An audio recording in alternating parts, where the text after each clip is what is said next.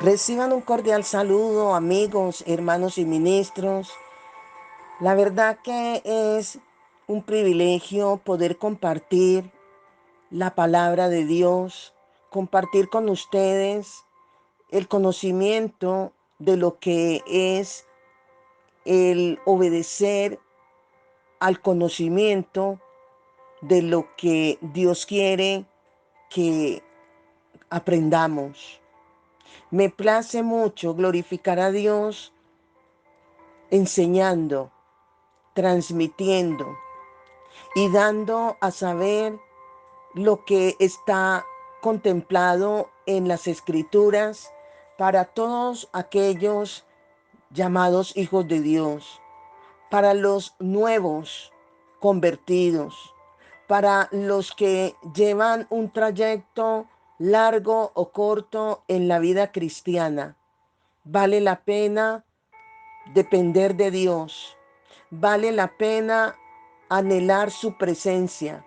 Vale la pena interesarnos en tener un conocimiento bíblico de lo que tiene que ver con el Dios Todopoderoso, el Dios creador y diseñador del cielo y de la tierra.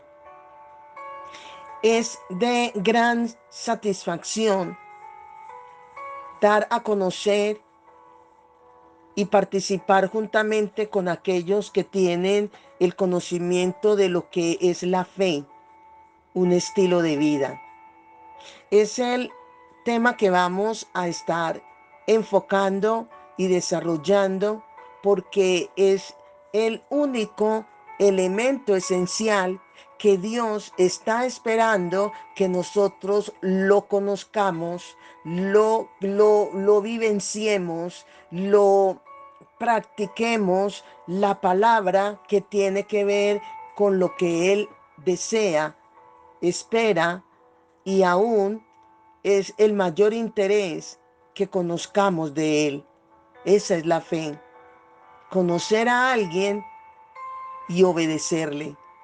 Conocerle con el interés único y exclusivo de amarle, de respetarle y de vivir solo alrededor, que nuestra vida gire alrededor de Dios, porque es el único ser digno de ser honrado, el dueño de nuestras vidas, el que entregó a su Hijo para que nosotros fuésemos librados del castigo del infierno, de la condenación. Pero Él está esperando que tú y yo nos valgamos de ese libre albedrío, tomando la mejor decisión de ser agradecidos. Y la manera de mostrar agradecimiento no es nada más ni nada menos que el interés de conocerle, amarle, respetarle, obedecerle e imitarle en la semejanza a la que fuimos hechos, a imagen y semejanza de Él. Fe inconmovible del Altísimo. El sistema de la fe inconmovible de Dios.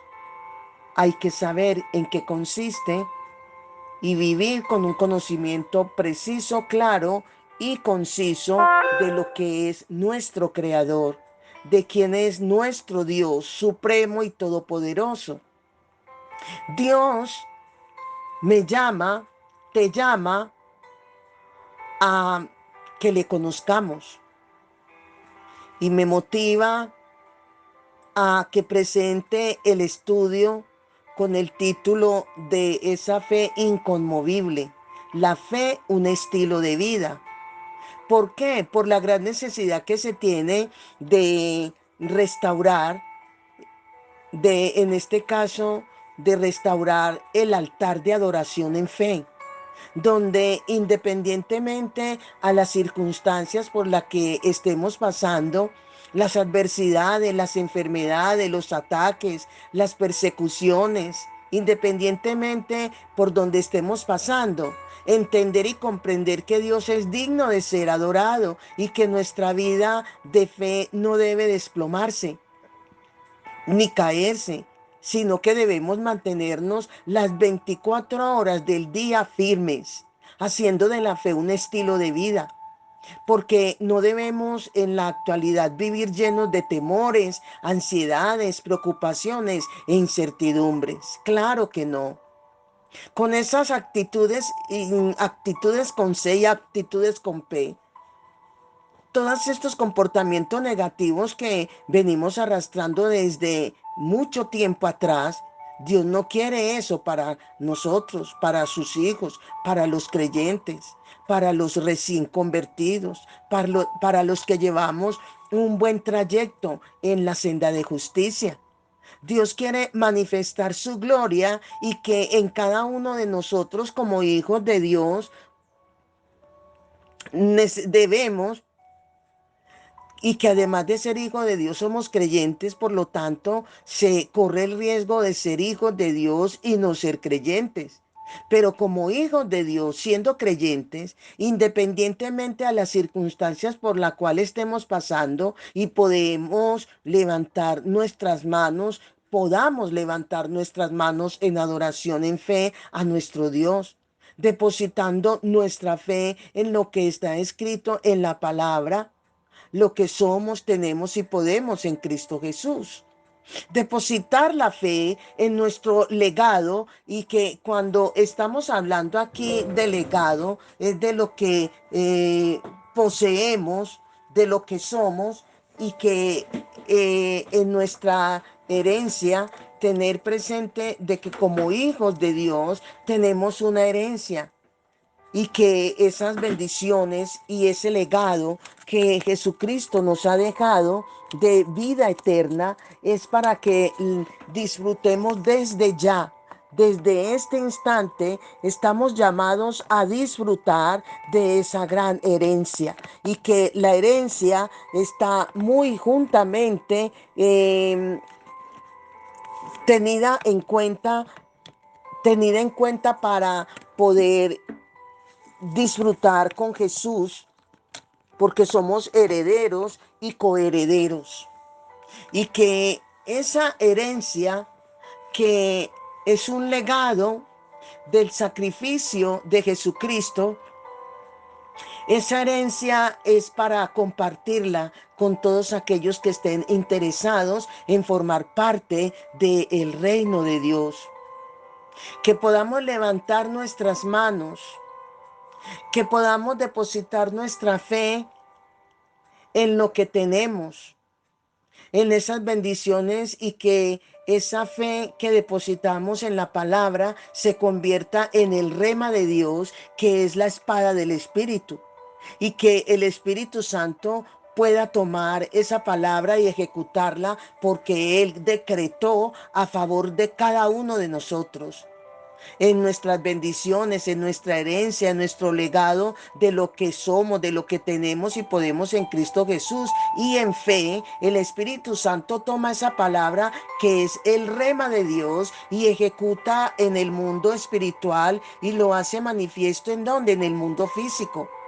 Es en caso tal, por decir, en una enfermedad, en un beneficio, en una bendición manifestada por el poder del Espíritu Santo, es donde debemos de tener en cuenta que hay presencia, presencia que se manifiesta a favor nuestro, a favor de los que nos rodean, a favor de un mundo que tanto necesita la manifestación de Dios a través de la iglesia, porque el Espíritu mora en la iglesia y vino con un propósito de que a través del poder y la manifestación del Espíritu Santo que está en cada creyente podamos ser testigos de Jesús en un mundo que nos rodea. Siempre se dice que el Evangelio sin la manifestación del Espíritu de Dios es una religión más. ¿Por qué?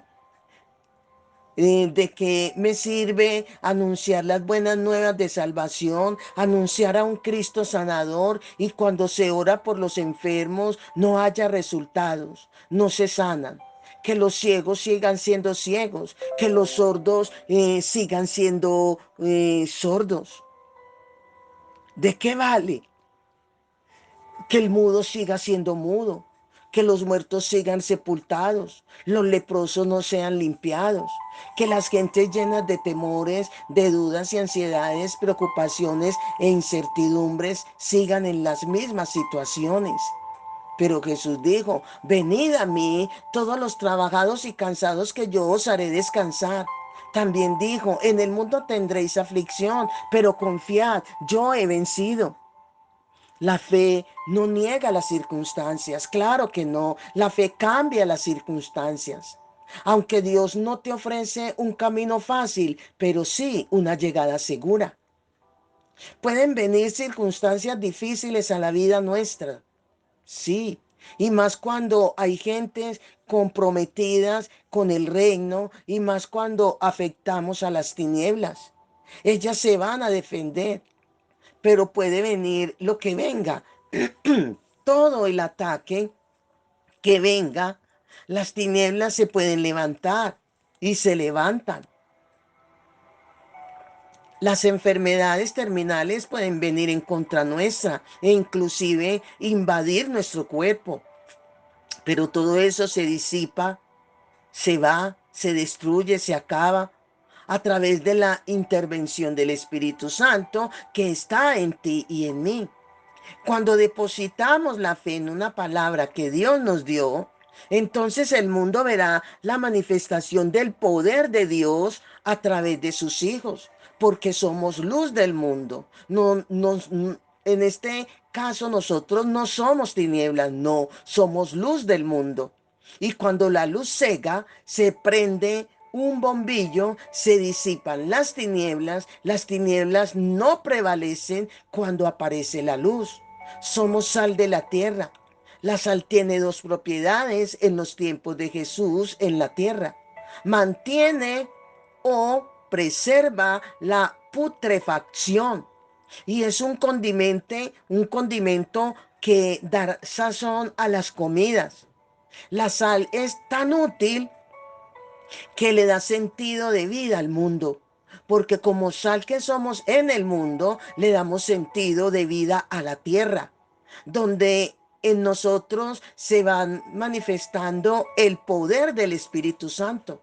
Cuando caminamos en fe y caminamos como Jesús caminó, donde seremos como Jesús, que no fue un problema para el mundo. Claro que no, Jesús resolvió los problemas del mundo. Donde Jesús llegaba, los ciegos veían, los sordos oían, los endemoniados quedaban libres, los cojos saltaban, los muertos resucitaban.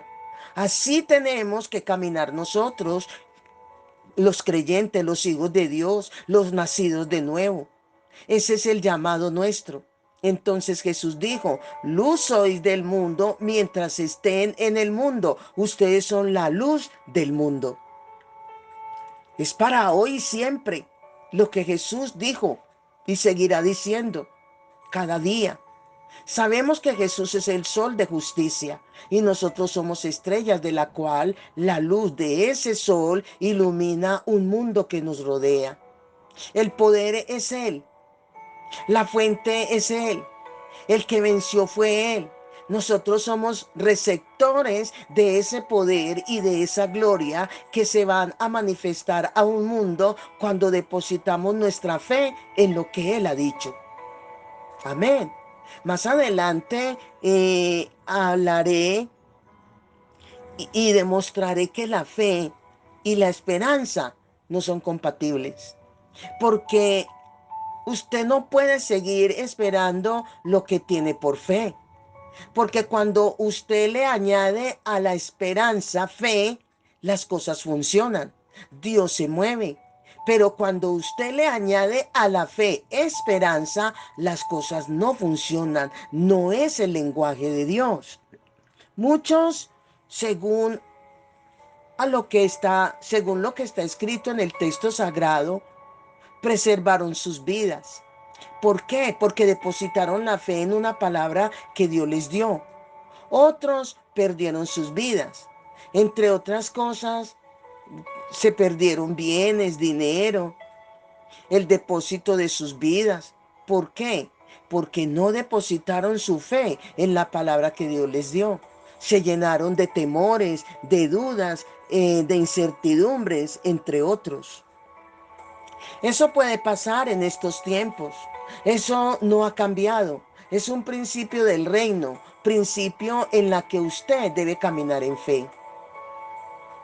Por tanto, quiero invitarle para que leamos Hebreos capítulo 11, el versículo del 1 al 13 que dice, es pues la fe la certeza de lo que se espera, la convicción de lo que no se ve. Porque por ella alcanzaron buen testimonio los antiguos. Por la fe entendemos haber sido constituido el universo por la palabra de Dios, de modo que lo que se ve fue hecho de lo que no se veía. Por la fe, Abel ofreció a Dios más excelente sacrificio que Caín, por lo cual alcanzó testimonio de que era justo, dando Dios testimonio de sus ofrendas, y muerto aún habla por ella.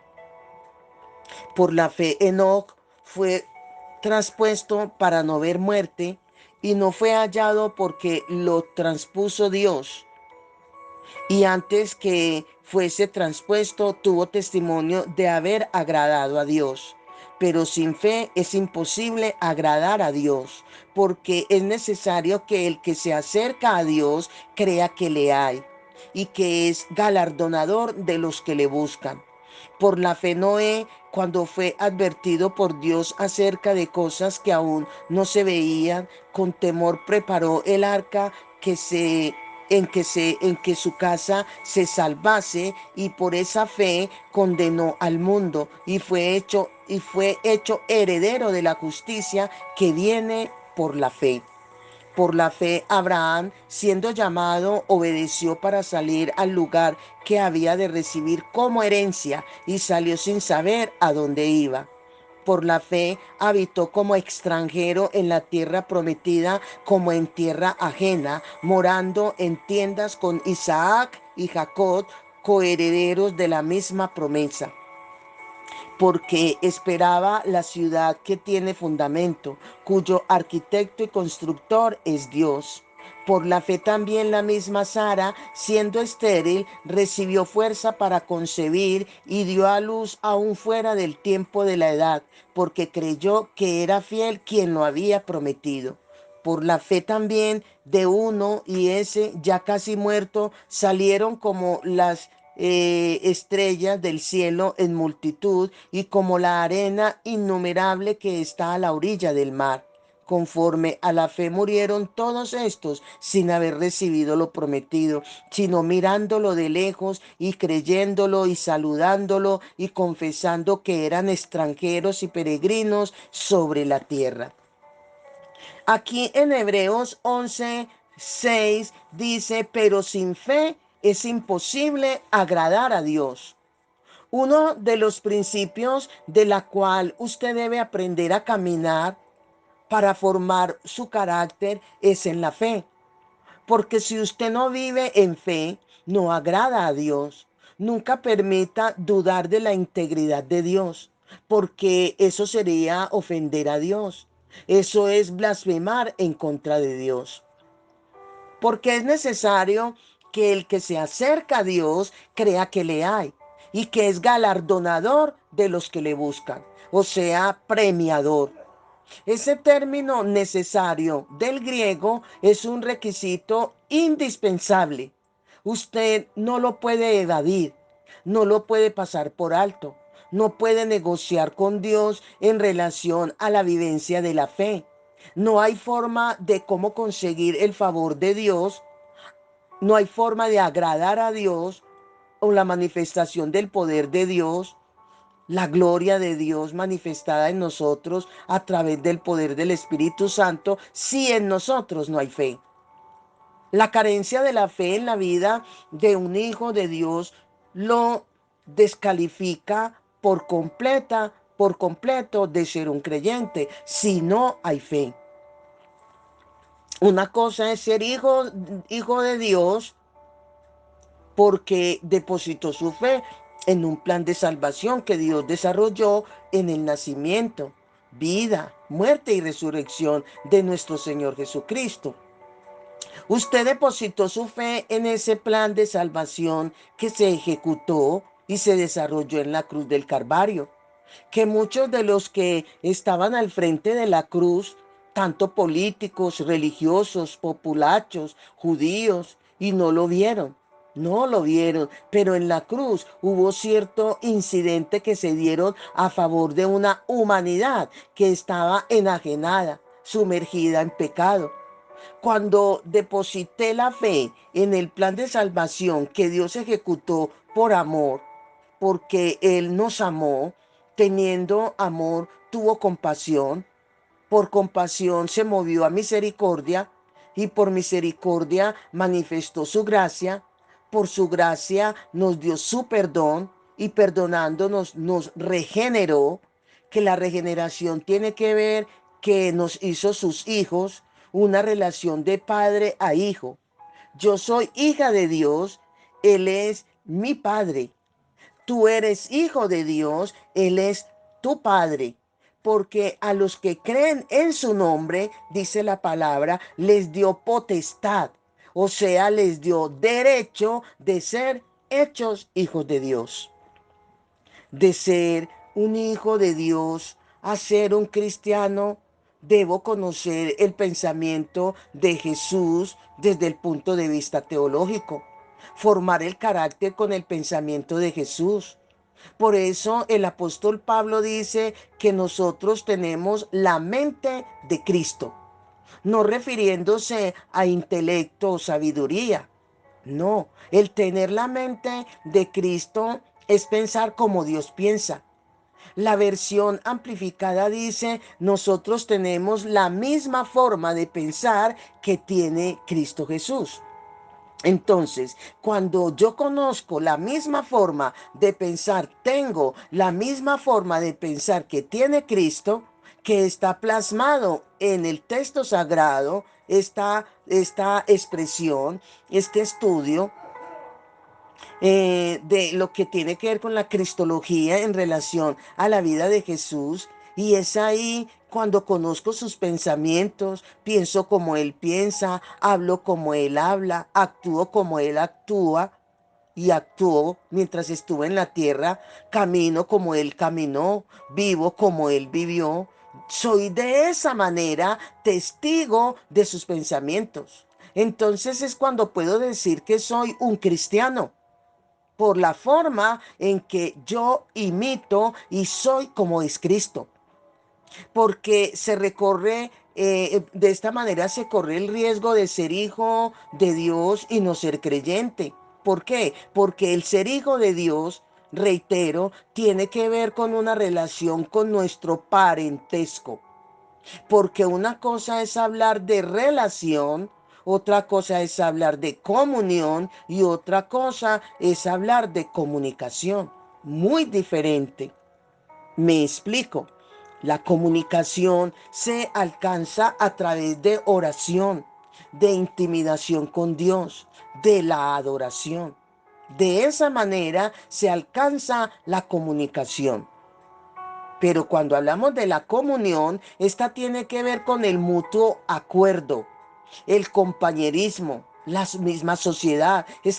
Somos socios con que Dios esté de acuerdo con lo que se viene haciendo con Dios. Si Dios está de acuerdo con lo que estoy hablando, de la manera como estoy pensando, que la vida vaya acorde con el carácter de Dios, con los principios del reino. De esta manera puedo hablar de comunión.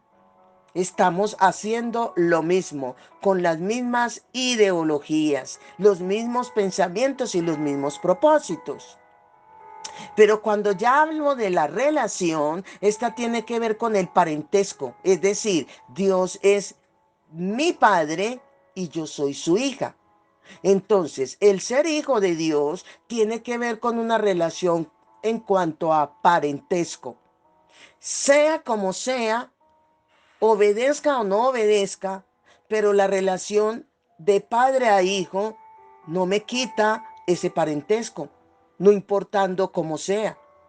Si soy una hija obediente, Dios es mi padre. Si soy una persona desobediente, sigo siendo hija, ¿sí?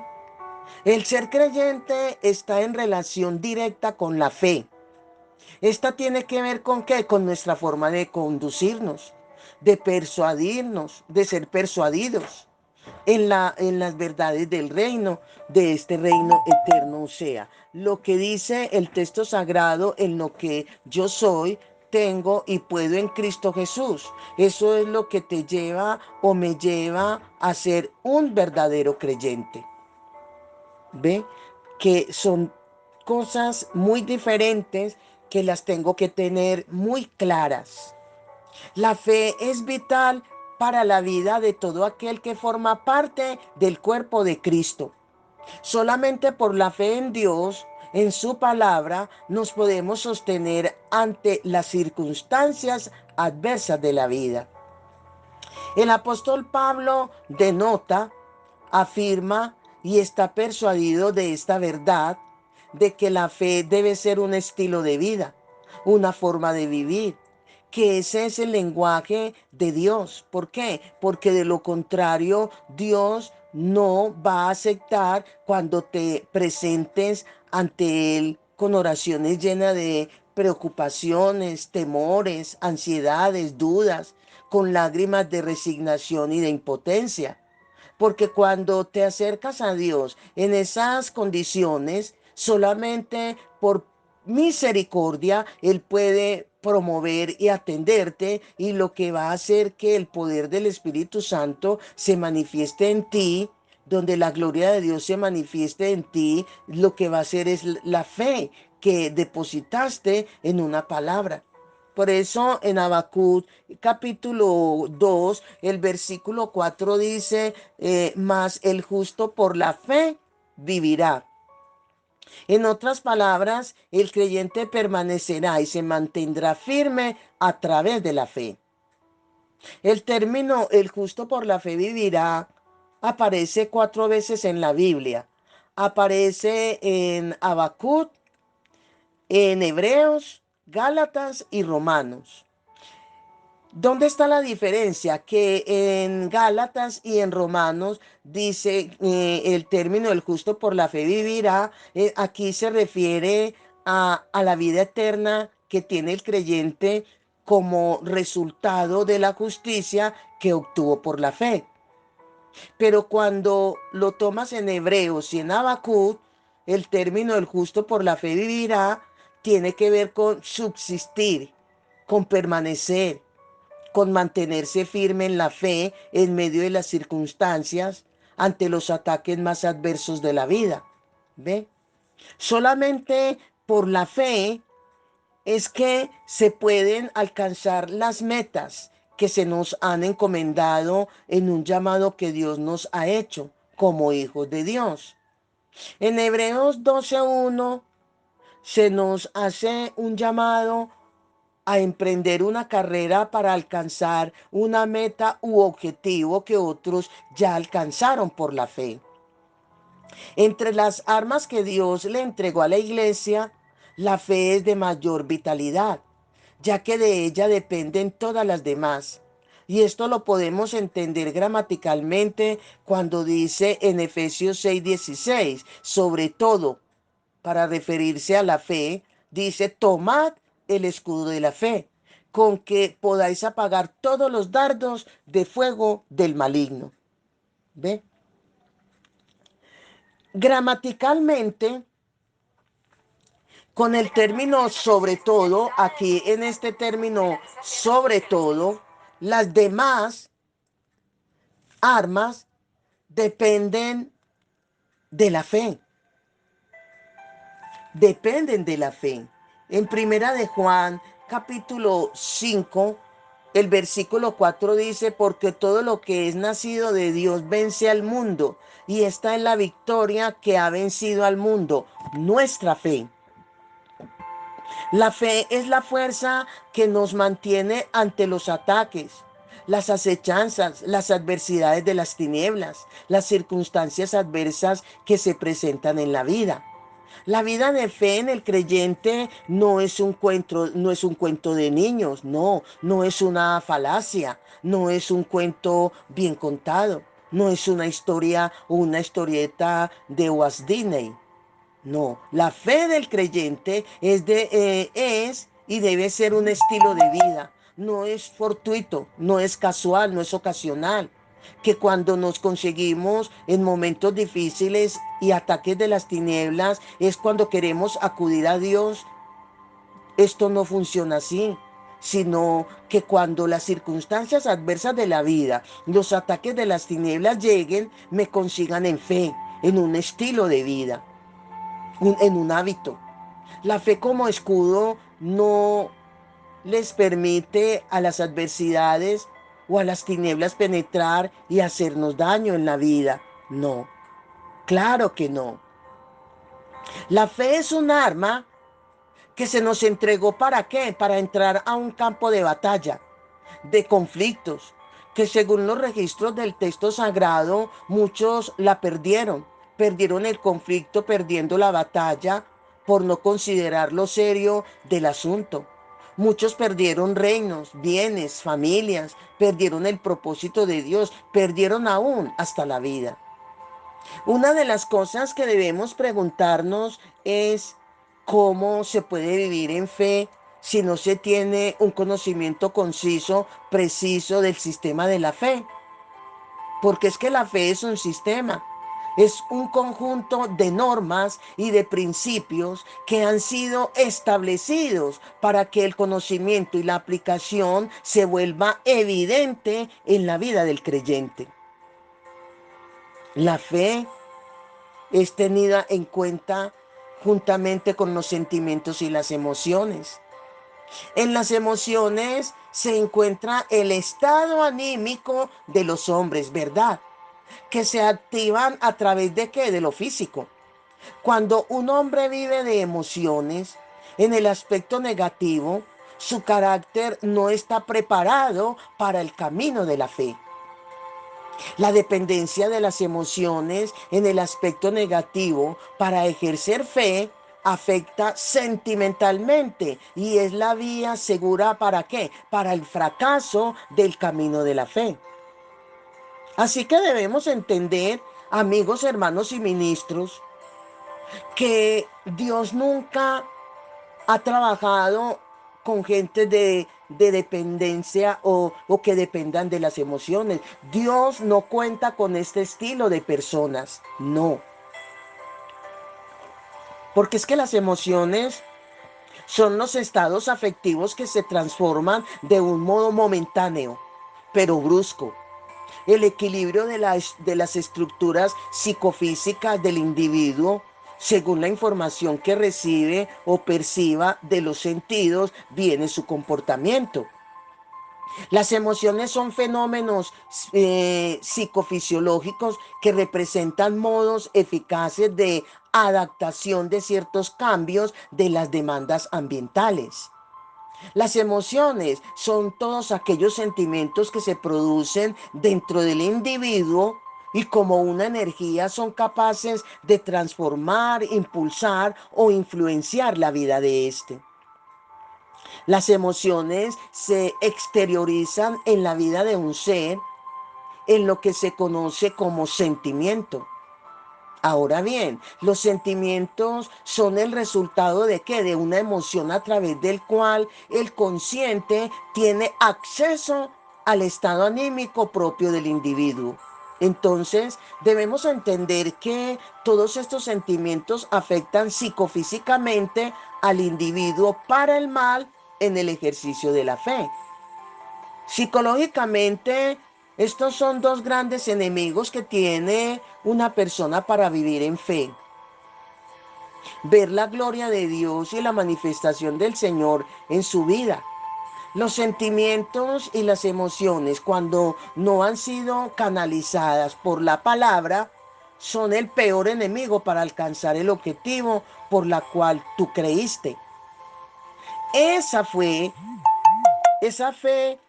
que depositaste en la promesa, en una bendición o en una verdad circunstancial o trascendental, que por ende te la dio Dios, pues cuando depositas tu fe en ella, los sentimientos y las emociones son dos grandes enemigos que te bloquean y le resta a Dios que la posibilidad de bendecirte. La Biblia nos da testimonio de hombres que sentimental y emocionalmente fueron golpeados y atribulados, pero nunca se detuvieron en la fe. Avanzaron, sí, y cumplieron sus objetivos, pese a las circunstancias.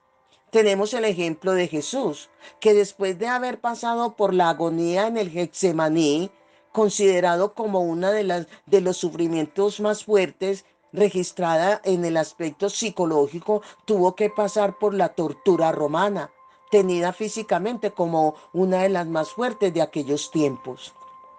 Primero, soportando 120 latigazos, cuyos látigos tenían en la punta pedazos de metal que al pegar sobre la humanidad rasgaba la carne. Segundo, una corona de espinas sobre el cuero cabelludo, cuya espina succionaba la carne del cuero cabelludo, una de las partes más sensibles del ser humano. Tercero, luego el cargar un madero que su peso aproximado era de 70 kilos y llevarlo aproximadamente 1 kilómetro en las afueras de Jerusalén a un lugar llamado Gólgota. Cuarto, ser clavado con clavos cuadrados, con la punta roma o bola que tenía una medida o tenía unas medidas aproximadas de 3 pulgadas, lo cual traspasaron la humanidad completa hasta llegar al otro lado. Y para complementar la tortura física, lo traspasaron por un costado con una lanza. Adicional a eso, Dios cargó sobre él, en su inocencia, el pecado y la enfermedad de la humanidad para después sentir la separación de Dios por causa del estado de maldición por la que cayó. Con esto Jesús levantó su rostro y dijo, consumado es. Con todo esto, Jesús deposita su fe en Dios y dice, en tus manos encomiendo mi espíritu. Por esta causa vimos la valentía de Jesús en fe, que aunque el Padre lo dejó, él no se detuvo, siguió adelante, alcanzando el objetivo por la fe y llegó a ser autor y consumador de ella. O sea, él se siente abandonado en la cruz y dice, Dios mío, ¿por qué me has abandonado? Pero con todo eso dice, en tus manos encomiendo mi espíritu. Jesús no menguó en la fe, creyó y por ser autor y consumador de la fe, por tanto, está sentado a la diestra de Dios Padre. Otro ejemplo es el del apóstol Pablo, quienes a pesar de su padecimiento no se detuvo por nada. Padecimiento que está registrado en la palabra detallado por él mismo, según 2 Corintios 11, del 16 al 33, cuando dice, además de las afrentas, necesidades, persecuciones, angustias, azotes, cárceles, tumultos, trabajos, desvelos, ayunos, deshonra, mala fama, engañadores, como hay engañadores que me han calumniado, me han dado una mala fama, como moribundo, mas he aquí vivimos como castigado, mas no muertos, como es entristecido, mas siempre gozoso, como pobre, mas enriquecido a muchos, como no teniendo nada, mas poseyéndolo todo, azotes sin número, en cárceles, en peligro de muerte muchas veces. De los judíos 5 veces he recibido 40 azotes menos uno. 3 veces he sido azotado con vara y una vez apedreado. 3 veces he sufrido naufragio. Y de esta manera el apóstol Pablo describe todos sus sufrimientos. Aquí tenemos a un Pablo que sentimental y emocionalmente fue afectado, pero no afectó su fe. Alguien dijo, me pueden quitar todo, pero no me pueden quitar la fe. Ahí está la fuerza, que no te quiten la fe. Otro de los grandes ejemplos de fe que tenemos en el Antiguo Testamento es la vida del patriarca Job, quien después de haber pasado por la desgracia y la tragedia más grande registrada en la vida de los patriarcas, no negó la integridad de Dios ni blasfemó en contra del Creador. De su boca salieron expresiones de fe y de adoración. ¿En medio de qué? En medio de la confusión y desesperación pudo expresar, aunque Él me mate, en Él espero. Yo sé que mi Redentor vive. ¿Ve? También tenemos el conocido predicador Smith Witterworth, el apóstol de la fe. Dijo en un momento determinado que emocionalmente casi se siente afectado. Dice, no puedo entender a Dios a través de los sentimientos y las emociones, sino a través de su palabra en fe.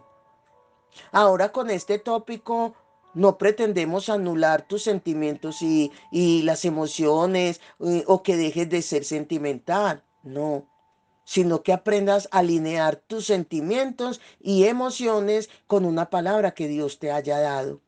Si el patriarca Abraham se hubiese dejado dominar por los sentimientos cuando Dios le dijo que ofreciera en holocausto a su hijo Isaac, hubiese perdido la bendición de Dios. Es más, el Evangelio no nos hubiese alcanzado a nosotros como gentiles. Dice, en ti serán benditas todas las naciones de la tierra.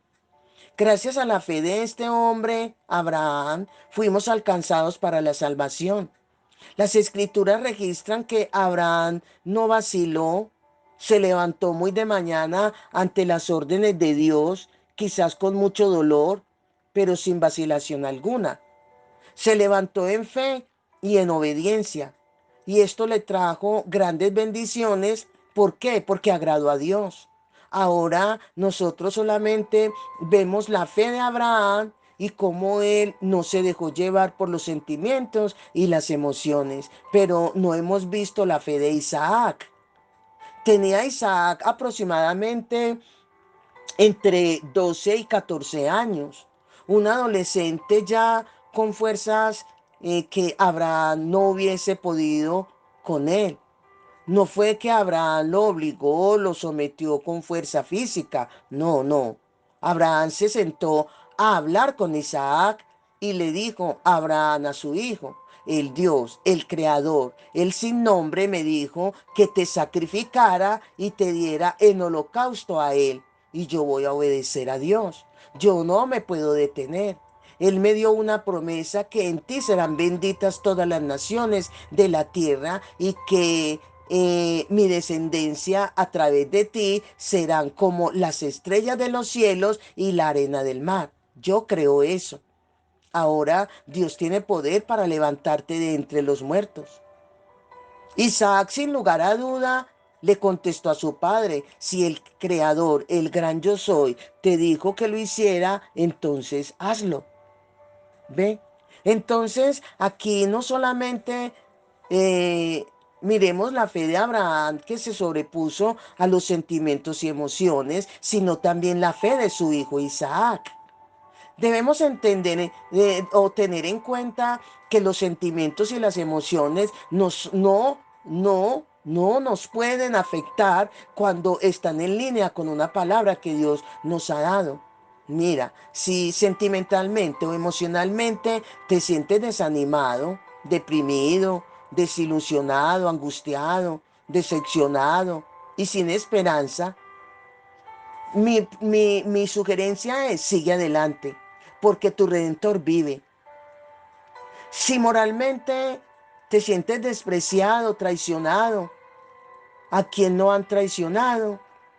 La más grande de las traiciones la sufrió Jesús, pero no se detuvo, siguió adelante. ¿Por qué? Porque de una cosa estaba claro y seguro, que nunca tendría una decepción o una traición de Dios, ni del Espíritu Santo. Ellos siempre están a nuestro favor. Entonces, si moralmente te sientes deprimido, defraudado, censurado, difamado, ignorado, Acuérdate del salmista que dijo, aunque mi madre y mi padre me dejaran, con todo el Señor me recogerá. Salmos 27:10.